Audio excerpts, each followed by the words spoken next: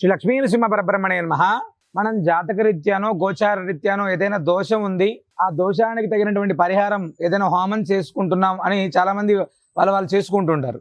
అవన్నీ దోషాలకి కూడా అంటే ఆర్థికంగా లేదా ఆరోగ్యంగా మనకు ఉన్నటువంటి వివిధ రకాలైనటువంటి ఈతి బాధలు, గ్రహ బాధలు అనేటువంటి దానికోసం ప్రత్యేకమైనటువంటి గ్రహ దోషాల నివారణ కోసం మనం చేసుకుంటున్నాం హోమాలు. ఇవన్నిటిని కూడా పటాపంచలు చేసేటువంటి అత్యద్భుతమైనటువంటిది మహామహిమాన్వితమైనటువంటి కల్పవృక్ష లక్ష్మీనారసింహ యజ్ఞరాజం పరమ పవిత్రమైనటువంటి భద్రాచల దివ్యక్షేత్రంలో ఫిబ్రవరి 14వ తారీఖు నుంచి ఫిబ్రవరి 18వ తారీఖు దాకా 5 రోజుల కాలం పాటు 9 లక్షల గోమయ సమిధలతో అత్యద్భుతంగా అంటే మనకు ఉన్నటువంటి ఎలాంటి గ్రహ దోషాలనైనా తొలగించేటువంటి కల్పవృక్ష నారసింహ యజ్ఞరాజం జరుగుతుంది.